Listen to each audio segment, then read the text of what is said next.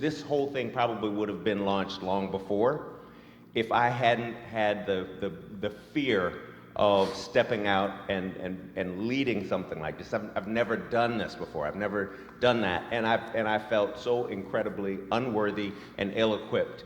And God said, "That's exactly why I want you." Because the relatability of that struggle, that journey that has to happen between being a follower and almost a co-leader with Christ, helping to introduce him to other people. And this format created exactly that thing. It allowed me to sit with these guys initially and lead by explaining to them how incredibly unworthy and ill-equipped I was to be leading, creating an environment with high challenge, but high grace. That is so incredibly important in not just our walk with these guys, but our walk with Christ. Because he holds us to a higher standard, but he does not, he's not waiting around the corner to jump out and attack us for any of our wrongdoings. It's a challenge. And even in our mistakes, even in our shortcomings, we learn to grow more attached to our loving Father because of our imperfections. You know, we have stories all throughout the Bible of how God used ill-equipped, flawed people. You know, how else would God get the glory if he chose the people who were perfectly designed for the position that they are going to be moved in? You would simply say, obviously that person is doing it within their own power. But when we see through these lives, through these actions, through the growth that we have come into as a group of ordinary men, God gets the glory. You know, first he said he didn't feel good enough to lead, but it comes right back to the logo. He's an ordinary man. We're all ordinary men. And coming to church, seeing these guys, I've known them for years, but to get intimate with them and learn about their families, their struggles, just living life with each other. You know, it's a whole different experience when you come into church and you see these individuals because you know them.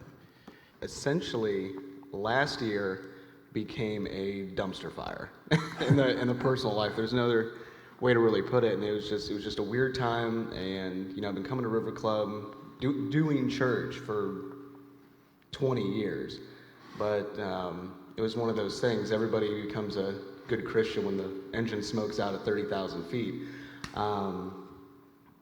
Things were going down, and I was like, man, I need something. Everything's going wrong. It's like, if I'm gonna jump into the life and try to make things better, now is better than any other time. Reached out to Carrie, and Carrie kind of put a general thing out, hey, any men's groups, anything like that. And I get a phone call from Mr. Richardson over here that the gist was, there's a men's group, Anthony Campbell leads it, you're coming. I was like, I don't even know you. Really, like, I've seen you. And he's like, well, you're coming, it's tonight.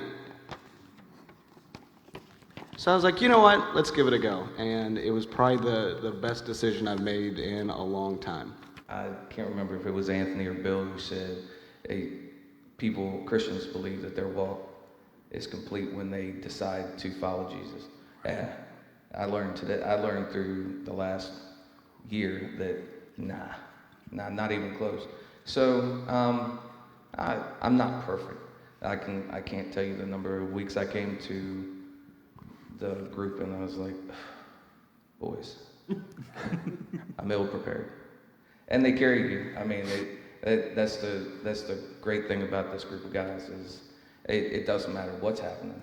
These guys are going to be there and they're going to pick you up and they're going to carry you. Sometimes kicking and screaming, and sometimes, you know, broken and beaten.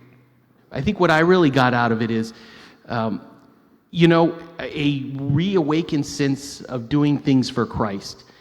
One thing I love about the Baptist church. My grandparents were Baptist. I didn't do it a whole lot. I didn't go to Baptist churches before I came here, but good Baptists always have they know when they were saved, right? They know the date. And I've always been a Christian. I don't have a I was saved date. So I always felt that kind of like, well, how can I do anything, right? I don't have this great story about how bolt of lightning hit me and I was saved.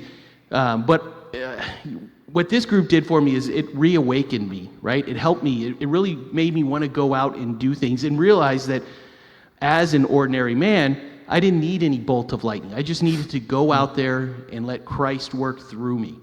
And that's really given me the courage to do things like work on the pastor search team, or work on the campaign we have here at church, the faith campaign, or to do things like starting to work with Teresa with the youth downstairs. And that's been really rewarding. I'm really enjoying that. And any of your youth, I encourage you, please send them down there because we're having so much fun. We're getting to know each other, and I look forward to just talking about Christ with them and moving forward there. So that's really, I don't think I would have had the courage to do all of that without this group supporting me, this group helping awaken my desire to go out and serve Christ, and knowing that I'm okay, right?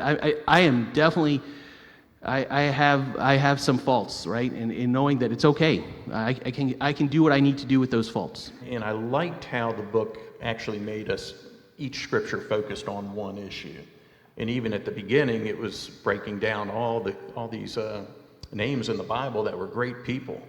No, they were ordinary men. They became great through all their trials and circumstances. And then working through God's power is what made them great. They weren't great men. They were ordinary men, just like us. And we just have to grasp onto that. I used to be able to say, as a Christian, I have love for these guys.